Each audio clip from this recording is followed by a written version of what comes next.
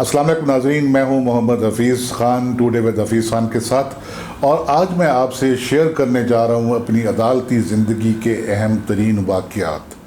ये बात है 3 अप्रैल 2011 की कि जब मैं डिस्ट्रिक्ट एंड सेशन जज के तौर पर पंजाब के एक ज़िला बखर में तैनात था। बखर की एक तहसील है दरिया खान। ये डेरा इस्माइल खां की जानिब है कि जो सड़क जाती है बखर शहर से, वो दरिया खां वहाँ से 20-25 मिनट के फासले पर है। और वहाँ से अगर आप दरिया क्रॉस करें तो फिर डेरा इस्माइल खान आ जाता है, जो खैबर पख्तूनख्वा का एक अहम तरीन डिवीज़न है।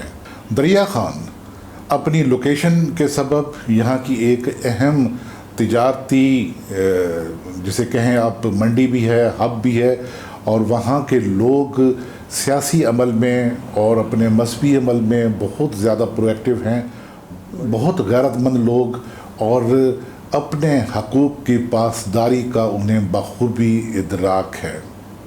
तो उन्हीं के शहर दरिया खान में 3 अप्रैल को एक नौजवान एजाज हुसैन ने पुलिस को रिपोर्ट दर्ज कराई कि उसकी हमशीरा, जिनका नाम मैं नहीं ले रहा यहाँ पर कस्तन, उनका इंतकाल हो गया था और इनकी तदफीन एक दिन कबल की गई थी। वो नौजवान लड़की थी जो एक बीमारी के सबब उसकी वफ़ात हुई। तो उसकी लाश 2 भाइयों ने कब्र से निकाली और उस लाश का अच्छा खासा हिस्सा वो पका कर खा गए। और जब पुलिस मौके पर पहुंची तो वहाँ पर उस लाश के कुछ हिस्से, कुछ टुकड़े और कुछ गोश्त हांडी में पका हुआ मौजूद था, जो वो खाने के बाद उनके यहाँ बच रहा था और जिन्हें बाद में उन्होंने खाना था। ये ख़बर क्या थी?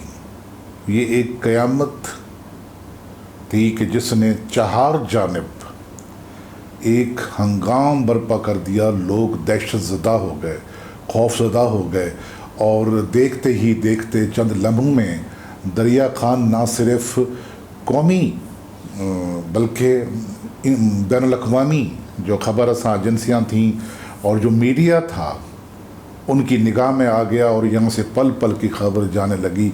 यहाँ के लोग इंतहाई मुश्तइल थे और वो उन लोगों को जान से मार देना चाहते थे। यहाँ मैं पुलिस की जो पेशा वराना ज़िम्मेदारियाँ थीं उनको तहसीन करता हूँ कि उन्होंने ना सिर्फ उनको बर वक्त गिरफ़्तार किया बल्कि जेल में पहुँचा दिया। लोगों ने थाने का घेराव किया, लेकिन वहाँ पर भी उनको बचाया गया कि ताकि मालूम हो सके कि उन्होंने ये सब कुछ किस लिए किया, क्यों किया, क्या वाकई वो कैनबलिज्म या आदमखोरी में मुलव्वस हैं, क्या वाकई वो लाशें कब्रिस्तान से निकाल कर उनको खा जाते हैं। अगर वो खाते हैं तो क्या वो नफसियाती मरीज़ हैं, वो हैं क्या? तो दरिया खां में उस वक्त जो हमारी 2 अदालतें थीं और 2 नौजवान हमारे सिविल जज, जिन्हें मजिस्ट्रेट के अख्तियारात भी हासिल थे, वो वहाँ पोस्टेड थे।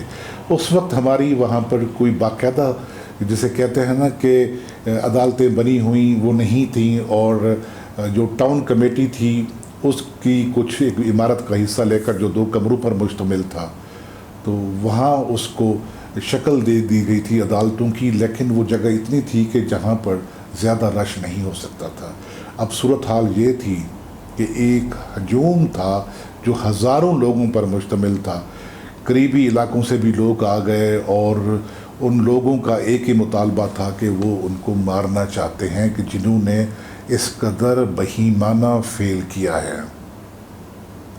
अब ये मेरा भी इम्तिहान था कि बतौर ज़िलाई जज अदालतों का, जिसके पास ना सिर्फ बखर बल्कि उसकी 3 तहसीलें भी थीं, मनकेरा, कलूर कोट और दरिया खान, उनके मामलात की निगरानी रखी जाए, बल्कि उनमें कोई ऐसा मामला ना हो कि जो हमारे अदालती निज़ाम की सुबकी का बायस हो।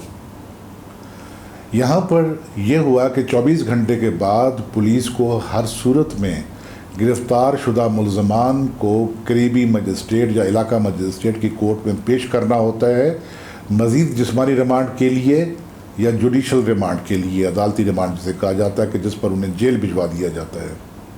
پیش کیا جانا تھا، اور لوگ اتنے سیخ پا تھے، ان میں اتنا جوش و خروش تھا، انہوں نے عدالتوں کا گھیراؤ کیا ہوا تھا، انہیں معلوم تھا کہ یہاں ان کو پیش کیا جائے گا تو ان کو وہ قتل کر دیں گے۔ اب یہاں پر ہمارے جو اس وقت کے سول جج اور کم جوڈیشل میجسٹریٹ صاحبان تھے، میں ان کے حوصلے کی بھی داد دیتا ہوں کہ انہوں نے کسی طریقے سے بھی ہراساں ہوئے بغیر، اور پولیس نے بھی نہ جانے کتنی مشکلات سے اور کس طریقے سے بچا کر لوگوں کی نگاہوں سے ان کو کورٹ میں پیش کیا، اور جو عدالتی عمل تھا اس کو پورا کیا۔ لیکن آپ دیکھیے کہ ہمارے ہاں اس وقت قانون میں کوئی ایسی کلاز نہیں تھی مؤثر طور پر جو آدم خوری کے جرم کی سزا دے سکے۔ ہمارے ہاں جو maintenance of public order MPO جو کہلاتا ہے، اس کی ایک رائے لے دے کے دفعہ 16 تھی، یا قانون کی 2-3 دفعات کہ 297A وغیرہ کے، جس میں باڈی کو، کسی لاش کو قبر سے نکال کر اس کی بے حرمتی کرنا، اس جیسے جرائم درج تھے، اور جن کی میکسیمم سزا 2 سال تک ہو سکتی تھی۔ تو یہ ایک معاملہ تھا کہ جس نے ہماری اسمبلیوں میں بیٹھے ہوئے ہمارے قانون سازوں کو ہلا کر رکھ دیا، ہمارے قانون دانوں کو ہلا کر رکھ دیا، اور پوری دنیا میں یہ بات پھیلی کہ ہمارے ہاں آدم خوری جیسے کبھی جرم، ایک شفاف جرم کے بارے میں کوئی قانون ہی نہیں ہے کہ جو مؤثر طور پر اس سے ڈیل کرتا ہو۔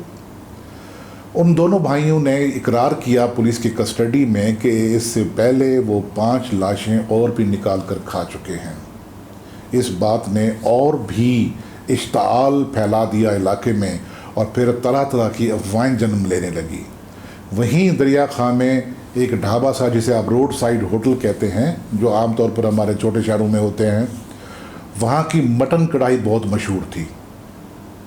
تو وہاں افواہ یہ پھیلی کہ یہ جو مٹن استعمال کیا جاتا ہے اس لذیذ کڑھائی میں، یہ انسانی گوشت ہوتا ہے، اور جو لاشیں قریبی قبرستانوں میں دفنائی جاتی ہیں تازہ، ان کو وہاں سے نکال کر ان کا گوشت محفوظ کر لیا جاتا ہے، اور پھر وہی گوشت گاہکوں کو کھلایا جاتا ہے، کہ حالانکہ یہ بات بالکل جھوٹی تھی اور لغو تھی، اور خام خواہ کا ایک اشتعال پھیلانا تھا۔ آپ جانتے ہیں کہ ایسے موقعوں پر سماج دشمن عناصر بھی آ جاتے ہیں، اور ملک دشمن عناصر بھی فیلڈ میں آ جاتے ہیں۔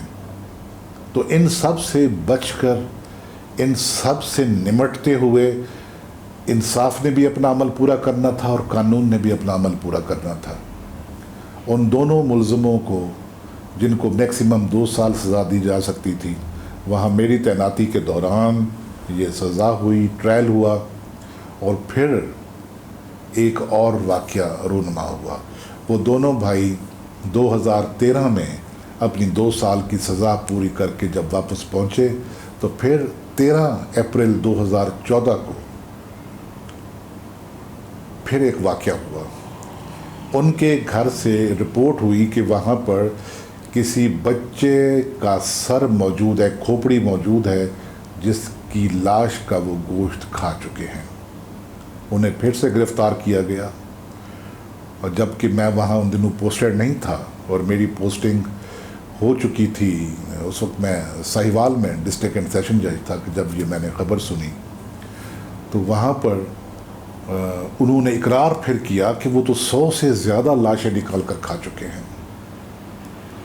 تو یہ جو ایک واقعہ تھا میری عدالتی زندگی کا، یہ مجھے کبھی نہیں بھولے گا کہ کس طریقے سے ہم نے وہ جو ایک میڈیا کا، انٹرنیشنل میڈیا کا، لوکل میڈیا کا اور پریشر تھا، اور پولیس بھی فرنٹ پہ تھی، اور وہ سب کچھ کر رہے تھے، اور ملزمان کو پکڑنا، پھر ملزمان کو جوڈیشل ریمانڈ پہ آنا، پھر ملزمان کی تحویل میں، عدالتی تحویل میں چلے جانا، اور پھر ان کا ٹرائل، جبکہ اس بارے میں کوئی مؤثر قانون بھی نہیں تھا، لیکن یہ سب کچھ ہوا۔ لیکن میں حیران ہوں کہ یہ جو جرم ہے، کینیبلزم کا جو آفینس ہے، یہ گو کہ پوری دنیا میں رپورٹ ہوتا رہتا ہے، لیکن ہمارے پنجاب میں، اور ہمارے پنجاب کے ایک ضلع میں، جنوبی پنجاب کے بکھر میں خاص طور پر، کہ جہاں لوگ اپنے حقوق کے بارے میں اتنے کانشیس ہیں، غیرت مند لوگ ہیں، وہاں اس قسم کے جرم کا ہو جانا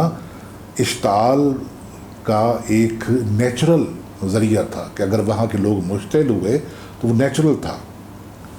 تو وہاں پر کچھ پراپرٹی کو بھی نقصان پہنچایا گیا، کچھ ہنگامے بھی ہوئے، لیکن ایز اے ہول حالات کنٹرول میں رہے۔ لیکن آپ دیکھیے کہ انسان کس طریقے سے ضلالت کے گڑھے میں گر جاتا ہے۔ اور یہ جو دو بھائی تھے، ان کی عمریں بھی زیادہ نہیں تھی، لیکن شکلوں سے یہ زیادہ عمر کے لگتے تھے۔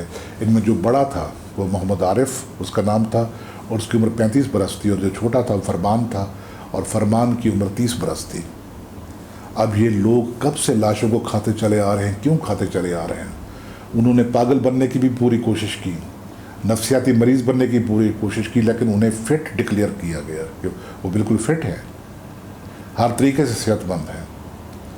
جبکہ پورا بھکھر، پورا پنجاب، پورا ملک اور پوری دنیا میں یہ خبر ایک دہلا دینے والی خبر کے طور پر لی جا رہی تھی۔ تو اگر کوئی آدمی پرسکون تھا، یا کچھ لوگ جو پرسکون تھے، تو وہ دونوں بھائی تھے۔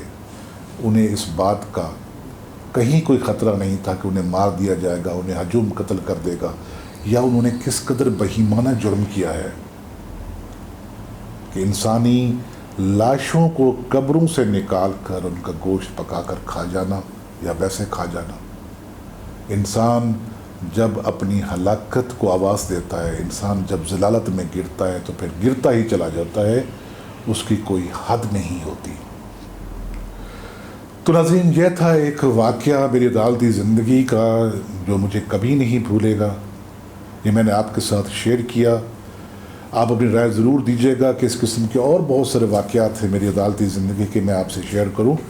اور اگر آپ نے اس چینل کو ٹوڈے ود حفیظ خان کو ابھی تک سبسکرائب نہیں کیا تو اسے سبسکرائب کیجئے، دوستوں کے ساتھ شیئر کریں، اور بیل آئیکن کا بٹن ضرور پریس کیا کریں، تاکہ آنے والے جو ہمارے ویلاگ ہیں وہ خود بخود آپ تک پہنچتے رہیں۔